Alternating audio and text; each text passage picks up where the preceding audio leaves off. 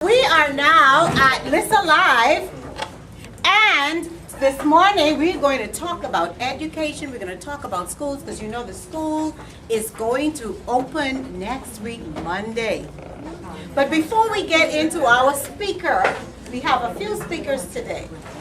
Before we begin with our first speaker, I would just like to say, all the way in South Beach at BETHEL Senior High School, I want to give a shout out to a Mr. Andre Bain, who is the subject coordinator for math, and say happy birthday!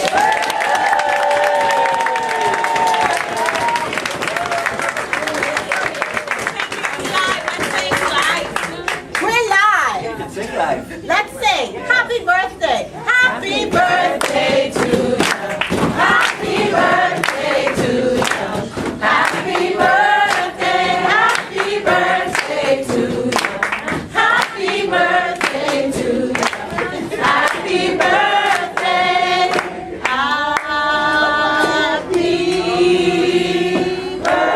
birthday. Singers. Happy birthday. Happy birthday. One, two. Happy birthday to you. Happy birthday to you. Happy birthday. Happy birthday.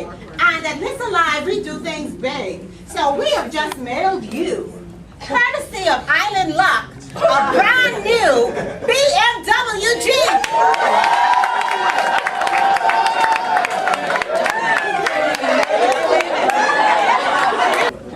So, now that we've passed that wonderful aspect of our show, we're going to get a little bit serious. This young lady I met a few weeks ago while waiting for a seat at the grill. And she and I engaged in a conversation. It was such a riveting conversation. She started to talk about the ecosystem. I'm not a science major. I was totally lost. But we were able to make connections between the ecosystem and school. So I'm not going to get into that aspect. I'm going to call the science expert, Miss Somerville. Welcome her to our show.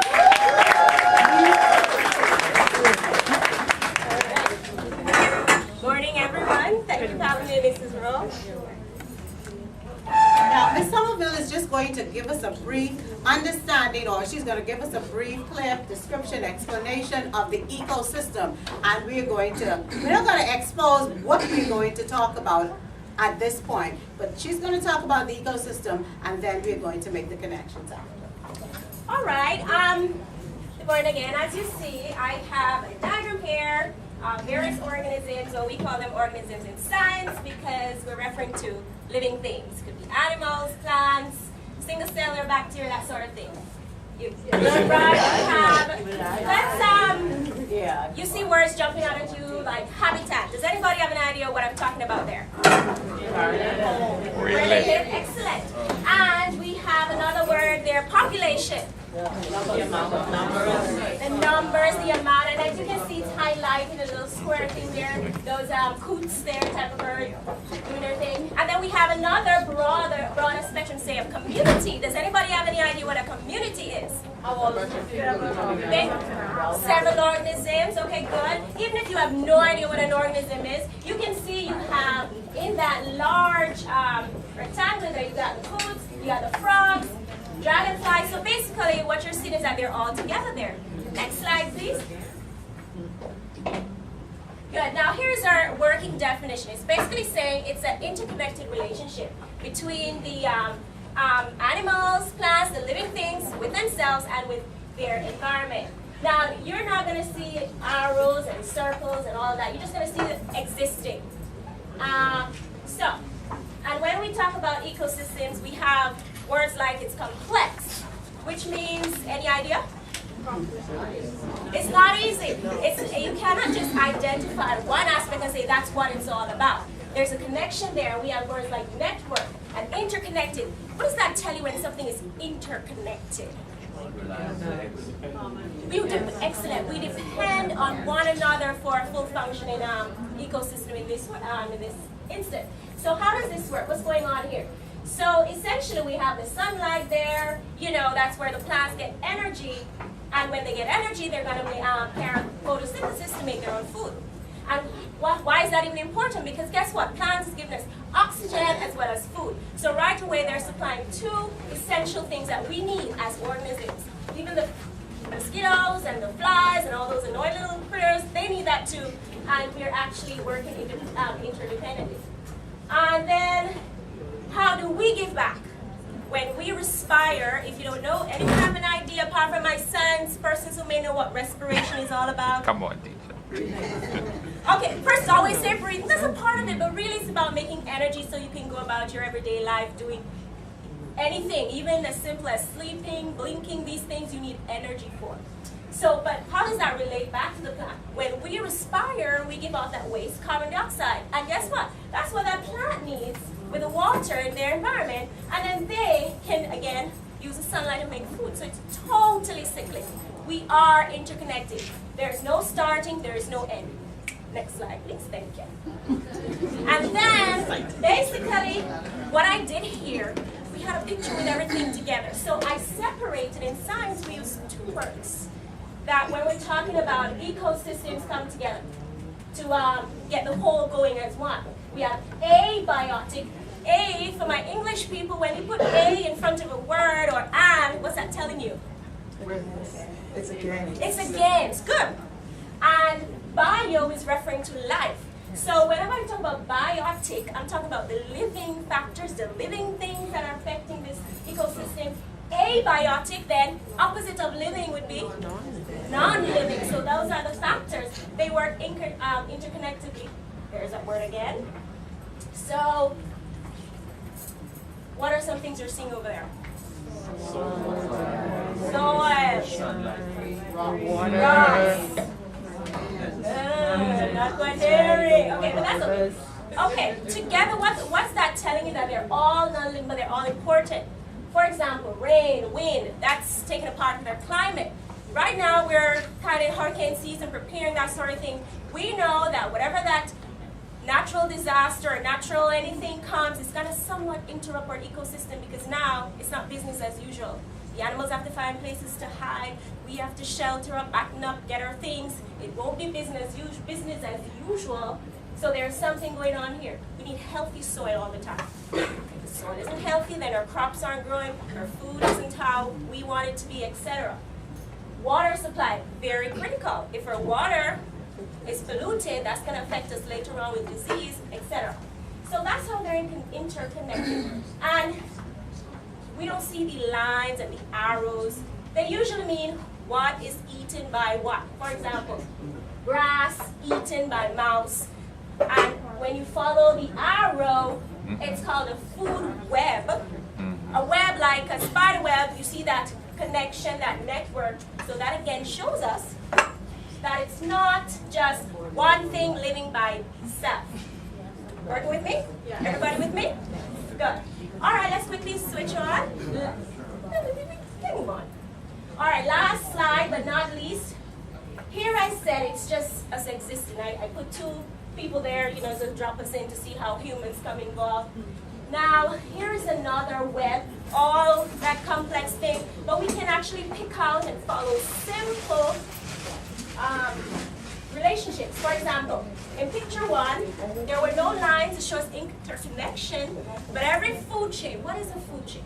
It's really just a relationship showing how organisms feed from one to the next. Always starts with the producer. What's a producer? Something that makes food. Without the producer, what do you think is going to happen to the food chain? It won't even start. Or if we cut down the trees, etc., then it will eventually die. That sort of thing. So we have phytoplankton, microscopic organisms, make their food by photosynthesis, eaten by, the arrow also shows the energy conversion, energy transfer, that's right. So when the plankton makes its food, the zooplankton. There's no zoo there, but zoo refers to what? When you go to a zoo, what do you look for? Animals, good. So it's referring to the zoo, plant-like, make animal-like is eaten that, eaten by fish, so forth, so forth. Did I see that? Okay. Same thing here. You can actually pick out any one. On this side, same thing here again. I'm wrapping up now, so bear with me. Same thing again. It's all kind of crazy what's happening. But if I know where my food chain starts, which is at the producer, I can say, okay, let's follow one chain. Berries eaten by what? Green fly. Dragonfly. Frog. Snake. And that's one chain. That's one chain in the thing. Now, if I were say to remove the ladybug, that's an interruption. That's an interruption in how things naturally progress. What do you think would happen, say, if I remove the ladybug from this particular, don't worry about the whole interconnection, but just this particular, what would happen to probably the green fly? Say, no more ladybug to eat that green fly, so what would happen to it? Increase. And then they probably start filling up too many? And then the berries would? Decrease. Gotcha. So that's how it's interconnected. We need that balance. We need everything to be running well. Because if one thing is missing, then what happens to our food chain? It can collapse. It can collapse, which means our food web will also? It can. Thank you. That's what I was asked to share with you. Thank you. Now, let's focus. Anybody understand the ecosystem? Excellent. Thank you, Ms. Somerville. I have some questions, some focus questions for her. Now, remember we're focusing on education, we're focusing on schools.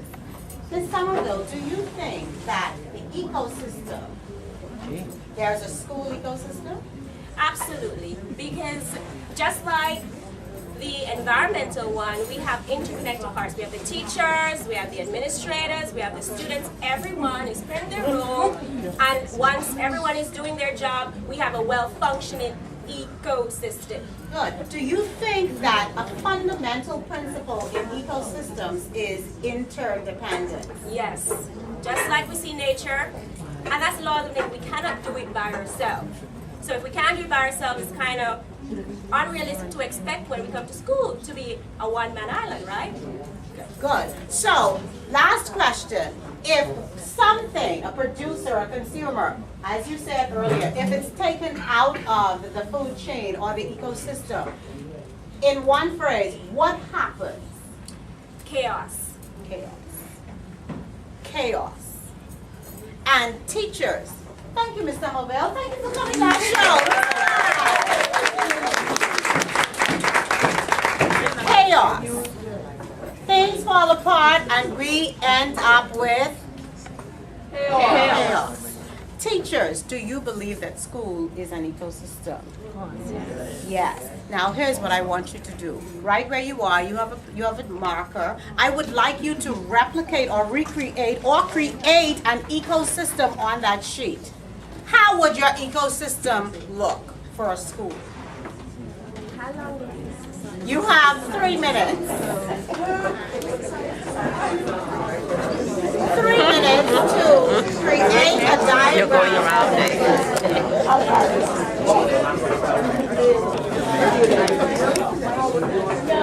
If they're not here, we can't get rid.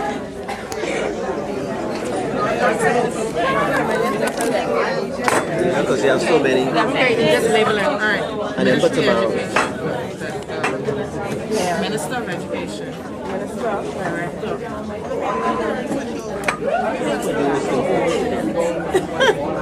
Okay, so we have students, teachers, managers. Teachers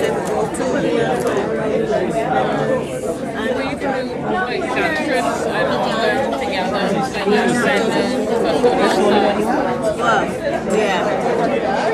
You should share, but I can't find it. You're focusing on my Zola? I need a cup. Now you have your teachers, My ideal would be a board, right? right? No, a board would be teachers on this board. That would be managers.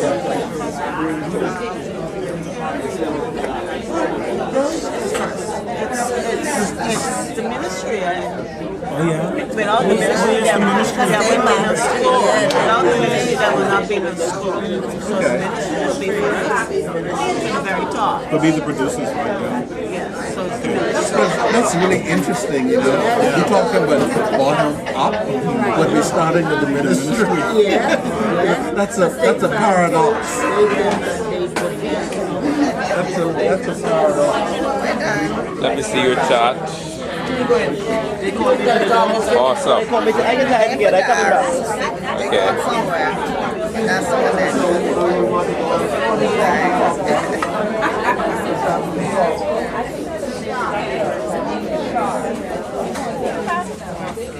Let me see your finished product, sir. If you don't move from this place. Give me $1. Yeah, you'll get it.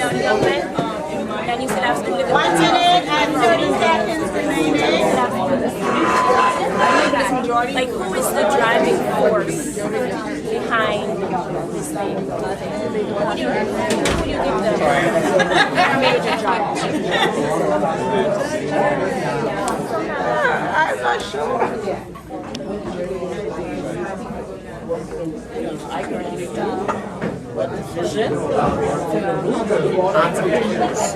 We're done.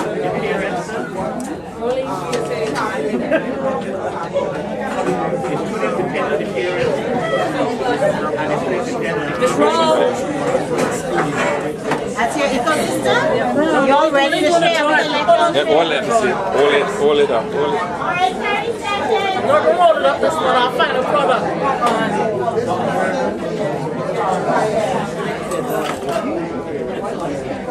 What's up at the back here? We didn't do some market, we were left out.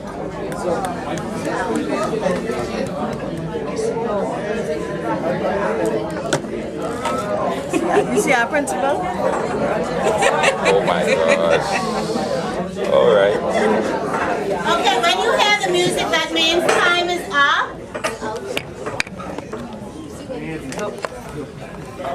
Okay, so I don't put a line to it. I'll just say. Okay, we can't hear the music, but time is up. So what we're going to do, I know that any volunteers before we call on Miss Terry's table because they're ready to present? All right, we want to, Mr. Hannah, you guys ready? Okay, great, Miss Clinton. 8, 7, 6, 5, 4, 3, 2, 1. Come to the front, Miss Clinton, so that they can see your team's ecosystem.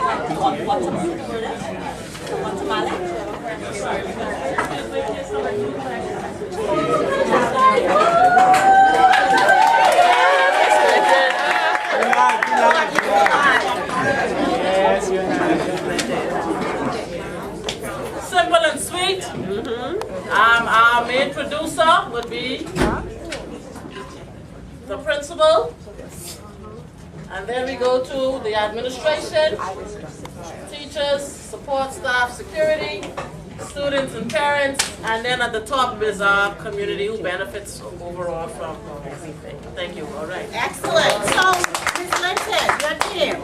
Let's alive. Come back, Miss Clinton. Who is extra points? For the big BMW, number 2. Which person or who is the main or the central part of your ecosystem, your team's ecosystem? Well, we can't say that it's a central part because all of the parts are feeding into each other. So I don't think there's the central. So it starts with, You have to have what starts at the bottom has to go up to the top. So it's like when you eat the plant gives you some energy. Then the other person that's bigger than you eats you and you get energy from them. So it's transference. I didn't live with a science, so I know. all right, so let's give it up for that team. All right. Thank you. All right. Miss Pinder's group. Oh, you're ready to? You're ready to? Miss Pinder and then Mrs. C and then Miss Johnson. So, we did a change. We just said it was All right, music is playing. What we said was that the students were the producers. And we're going to justify that by saying that in the same way that plants, we have more plants than the animals that feed on them, right? So we have a lot more students than teachers, than administrators, yes? No? Yes. So we're saying that they're the base of our chain. Then we go to teacher, janitorial staff, and other staff members. Go to admin, and then the Department of Education, Ministry of Education would be the top, because we compare the Ministry of Education to like a shark. The shark controls the animals that live in that space. Or like the lion controls. What happens when one of those animals come on play? Yeah, like they'll get eaten. Yeah, so that's our basis. Excellent. Mr. C and then Ms. Johnson C. And that's very hard for second. We have here the students as the producer. So, similar to what Ms. Painter said, and this is more like a web. So we have the student, the parents connected to them. One of the things I want to say is that everybody in the school system, that is the support staff, the teachers, and the admin and the students, they all gravitate towards the food. Because they become an integral part of the web. You let the food vendors don't come and see what happens. So that is our little thing. The Ministry of Education is the one that actually encompasses everything with that big spirit that teacher had on the board. So this is our presentation.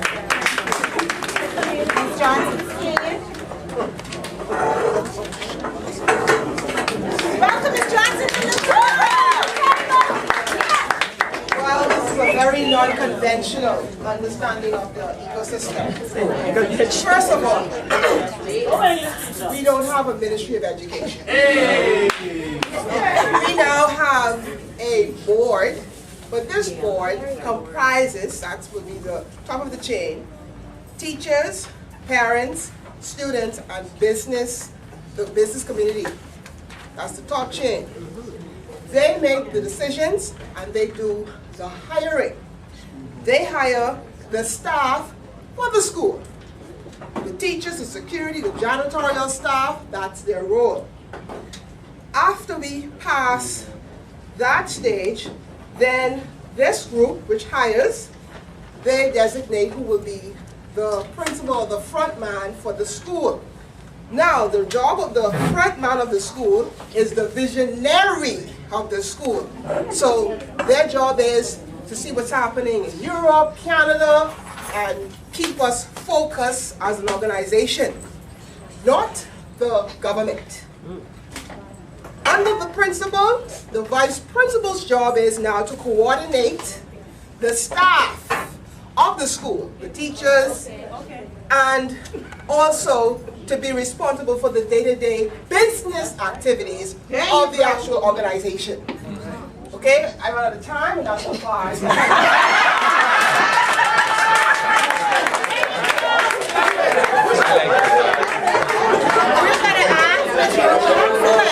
BETHEL Live is going to mail you a BMW 2019. Everyone in your team.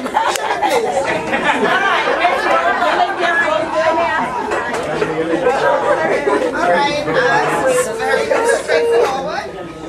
First of all, if the parents don't create the students, then we don't need the school. So the parents, they create the students.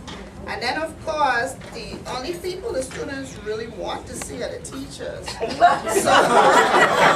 So when they come in, no, seriously, that's when they come to meet with the teachers. And the teachers, they're responsible to justify how they handle those students, that the administrators. But because the teachers, students, and administrators can't do anything by themselves, we have the support staff. And overall, the administrators, they have a top boss, which is the Ministry of Education, because they have to report to them.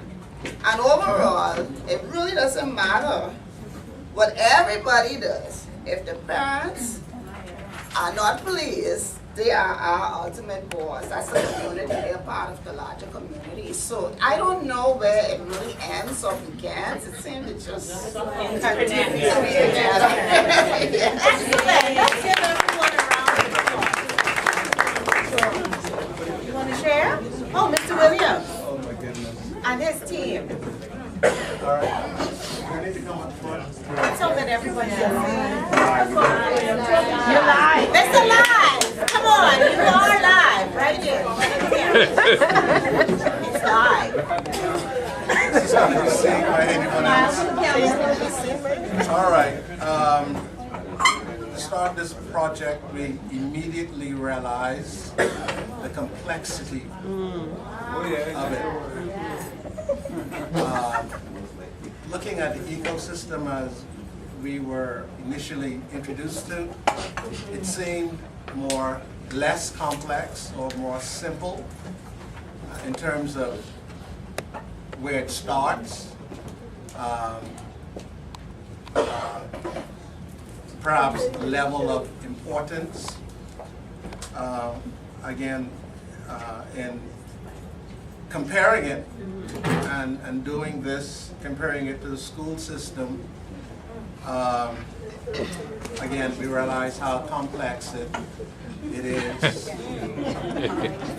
So in terms of, where it starts, who's more important than who.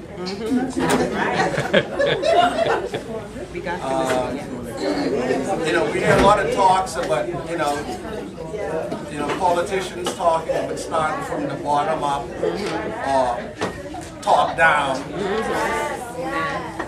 So, in our humble surmise, we concluded we gave in.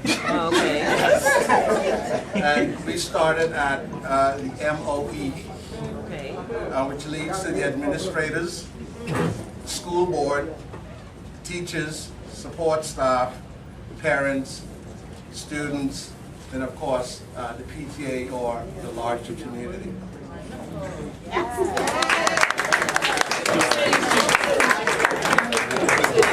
I think we're going to give that team probably the Mercedes or the Lexus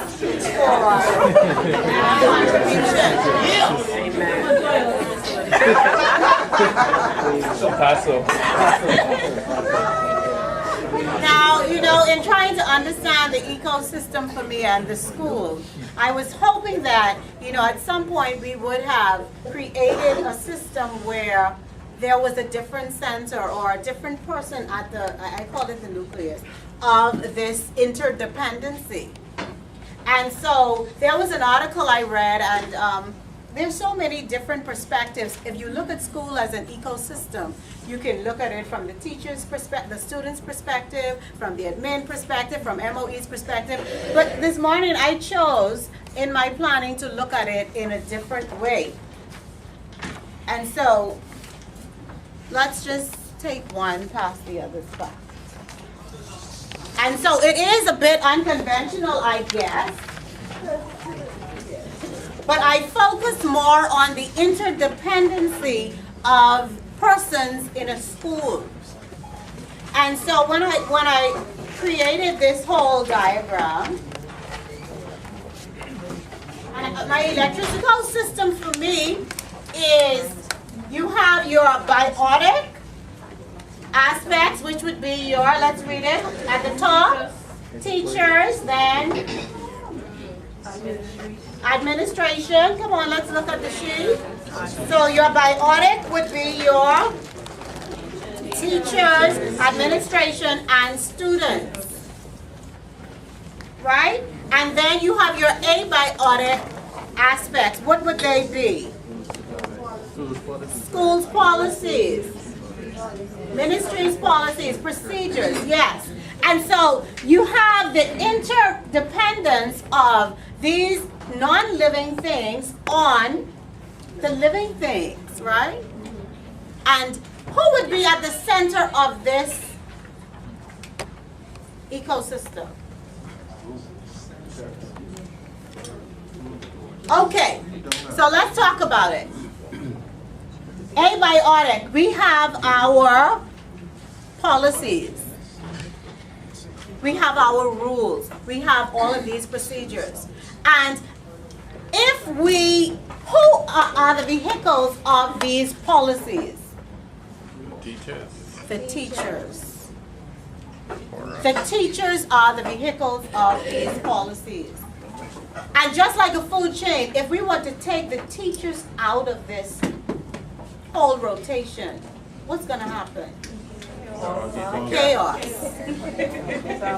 So you see, we're bringing it back. There will be chaos if we took teachers out of this ecosystem. Because teachers, see how valuable and important you are? School cannot function. I don't care how many administrators we have. I don't care how many ministers and directors we have. It doesn't matter how many support. School cannot function without teachers. And if teachers decide, I'm going to be a body. I'm going to be a body. And I'm not going to be the vehicle to execute these abiotic roles or whatever it is, then we are still going to have chaos. And therefore, we have to implement some things. Teachers now, we're going to talk about these important roles that you have, that if you do not carry out to appease and affect change with our students, and to, of course, comfort the admin so that we can have a smooth running school. If we teachers don't do it, we are going to have chaos. So let's talk about, and therefore, that was why the initial, my initial theme was, or title was Sour Sops. Because we don't like to talk about standard operating procedures. Sour standard operating. They fix it kind of wrongly in the whole thing. But let's get down to the nitty gritty of this whole thing. Sour sops. Those old standard operating procedures that teachers must and should execute, so that we can all have a balance. School life, the environment can be balanced. We depend on you to ensure that there is balance. Can admin, 4 administrators, 5 administrators, 7 administrators control a whole school of 1,500, 1,000 students? Yes? No. How many of you believe yes, they can? By themselves? Can a team of 7 administrators without teachers manage a school of 1,100 students? No. Fine, manage. Well, manage, we're not going to get into that because there are different definitions, right? We can keep things in compartments. But we're talking about effective management. I don't think so. Go ahead, Ms. Burrows. Our topic for today is on sexual harassment. Okay, anyone knows the definition of sexual harassment? One text, are you all right? I reach. Just leave. Get out of here right now. I'm tired of this rude and disruptive behavior. You ready late? Jermaine, just leave. I call you sexy, I call you pretty, I call you beautiful. And you don't like none of that? No, I don't. I'm trying to teach my lesson. Get outside. Well, what you say you teaching? Sexy? Sexual harassment. Get out of my class. I didn't say sex. Jermaine, leave. Just leave. Just go. I ain't even. Anyway, sexual harassment, please, definition. So it would be any unwanted advance towards you. So let me demonstrate. I can demonstrate that, teacher? Jermaine, I'm so tired of you. Can you just leave? I can leave. Get outside. I know what I can do. Just go. I know what I can do. I know what I can do. Anyway, there are 3 types of sexual harassment. 3 types. We have, anyone knows? Non-verbal, verbal, and physical. Good job. What you touching me for, man? me? Get up. Let me, boss, let me go. Let me go. Let me I put him go. outside. I had to, but he's being rude and disruptive every time. He's late. Let me call my brethren, man. Let me call my brethren.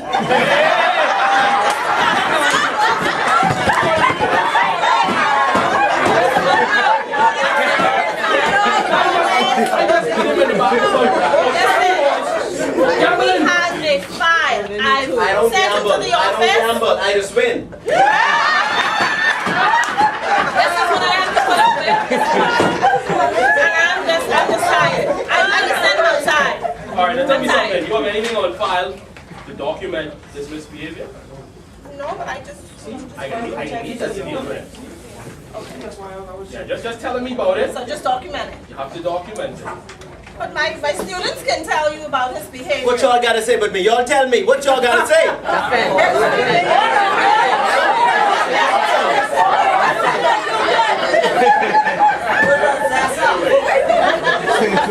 I got to suspend him for 2 weeks, but I know how I can do this.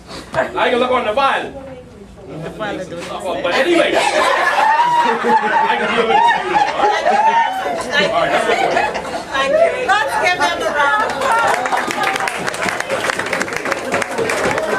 Now, everyone should have a copy of this at this time. Hopefully they're coming from the back. Now, what happened? Let's talk about that scenario. Any feedback on what you just experienced just now, what you just saw? As a teacher, what comes to mind for you? Pardon? Order. Water or order? Oh, water. All right, let's examine the teacher, the student. Was the student's behavior appropriate? No. Absolutely not. Absolutely not. AK says he should not have laughed. Second question, was the teacher's response to the student's behavior appropriate? She was too nice. Anyone else? Explain. She didn't allow him to say why. Can't hear you. She never allowed him to say why he was acting that way. She didn't allow him to say why he behaved that way. Yes, Miss Neely? She could have put him on the side and tell him why she felt like it was inappropriate. Why do you think she should have done that? Before she put him outside, because he may not have thought that it was rude. He may feel like it was okay. It was okay. He thought he was complimenting her. Right, so she should have spoken to him before she put him outside. Yeah. All right, walk with him outside. Walk with him outside. Now, how, yeah. If I would have turned around, you see how he came on me, and if I hit him, then I would be in the wrong. Because he actually came at me and making sexual jeers.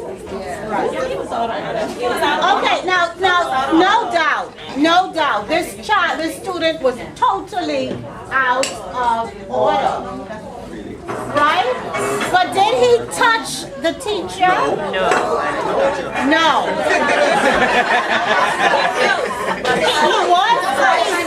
He was in her personal space. Now, what should the teacher have said after he came in her personal space? Now, before we go into discussing level 1, level 2 behaviors, you know, could we as teachers diffuse certain issues easier sometimes? In the way that we actually handle or approach the student? So imagine the student coming in your personal space, right? You could simply say, "Good morning. Can you please?" I could touch him.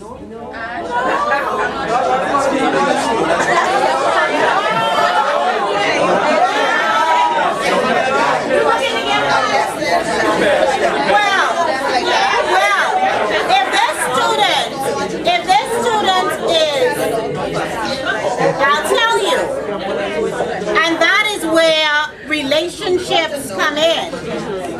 Because if this is a student in my class, well, 10th grade. But this rule.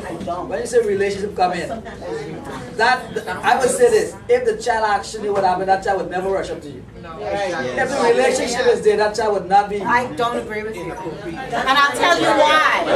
I'll tell you why. As a teacher in A4, it might have been in 2000. I had a student. He was respectful. He didn't give me any problem. But one afternoon, it was 3 o'clock. I was closing down my windows. He came. He said, he helped me close my windows. And I said to him, I said, is everything okay? He said, yes, Mrs. Rolle. I said, are you sure? I said, because it's after 3 and, you know, I'm trying to lock up. He said, everything's okay. And I moved here, trying to, you know. And I didn't want to dismiss him because, of course, he's still a student. I teach him. I don't want to. I see where this seemed to be going, but I don't want to jump to any conclusions. I want to give him an opportunity. And he respected me. I never had any problems with him. But what I did after he wouldn't leave, I stood to the door, I opened the door, and I said to him, I said, is there something that's bothering you? Because it's after 3, everybody pretty much gone, I'm in the door. I said, is something bothering you? He said, I have this problem.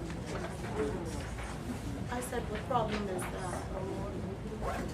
I think I'm in love.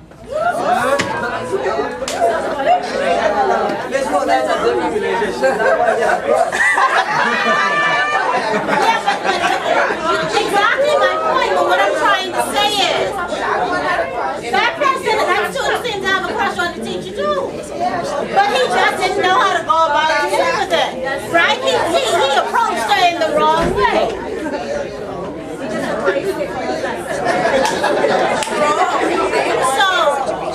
So I had to say to the student, I said to him, I said, at this point, I'd advise you not to call any names of who this person is you're in love with. I said, don't call any names. I said, but do you think you can manage in that teacher's class? Yes, yes. And I said, you know what? I think that based on this right here, I think it's best that perhaps you ask someone, maybe the subject coordinator, to put you in another class. Right? Now, he was never disrespectful, and he didn't disrespect me.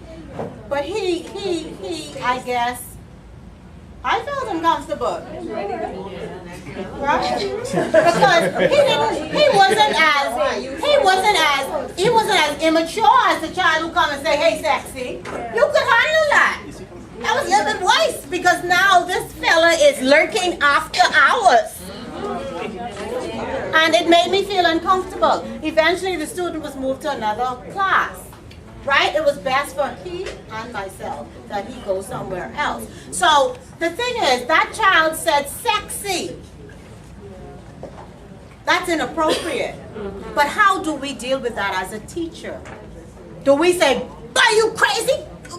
How do we deal with that if we are in the business of teaching? Ms. Rolle, Yes. he was relating the word sexy to the sex of the topic that you was the topic for the day. That's what he said. That's what he said. So could we at that particular point do something different? Seeing that he already expressed, well, and you say sexual, didn't you say that? What could the teacher have done, Ms. Roma? I think it comes with being prepared that these things can happen, knowing in advance, and preparing yourself, because sometimes you are not really... Can you hear Ms. Roma? Sometimes you're not in that place. Sometimes you're not well, you're not feeling good, and you just, you know, but if you know in advance that these things can happen and you prepare yourself, you're better able to think what is the most logical, what's the best thing I can do. So, okay. So it's not a surprise when they, you know, it's a surprise. So do we know these things can happen? Yes. We are dealing with adolescents. And these things can happen. How do we correct a student who behaves that way? You can make that a teachable moment right there. Stan Riney, say it. No, I said at that point right there, she could have made that a teachable moment. You could have turned that whole situation around and try to bring it in line with your topic. Okay? And then at the end of the day, he would have felt bad because of his approach, but she would have sure turned things around. That's how I see Is it. everything worth a fight? No. And if these students are coming from homes where they're fighting and cussing and carrying on, and they come into class and you're fighting and cussing and carrying on with them, is the cycle continuing? Yes. It's continuing. However, now that's on a more personal level, you know, your ethics as a teacher, your professionalism. You may say, hey, you know, I'm building relationship, I want to deal with my student, and that's why that works all the time. That works. But if you choose not to take that approach, is there a policy or a procedure in place to handle those kinds of situations? At CV Bethel. Okay, good. So, we go to our procedures and our, yes.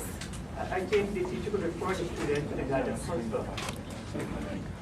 The teacher could have referred the student to the guidance counselor. Is that a procedure on campus? Yes. Yes, it is.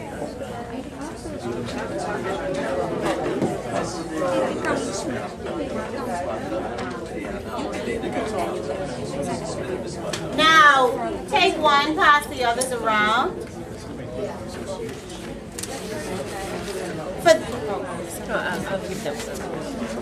Sorry. Many of us here.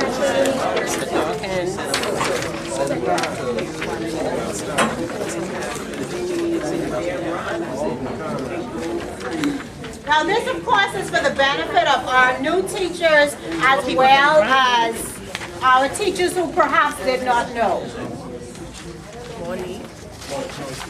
If a child, look at this, this is a detailed referral form from guidance.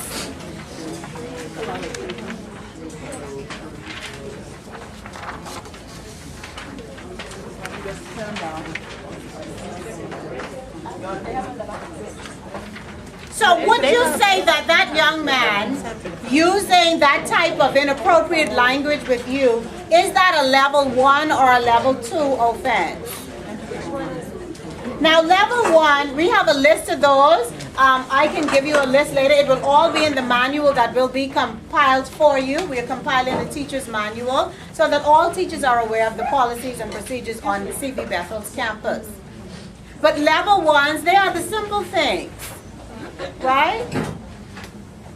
And level 1, if you say, use profanity, if you come to class late, if you say something that is, well, we said derogatory. Those are level 1 offenses. Those are offenses that you as the teacher can deal right there with in your class.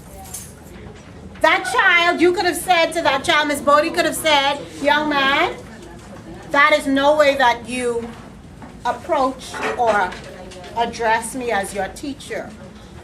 I feel disrespected by that.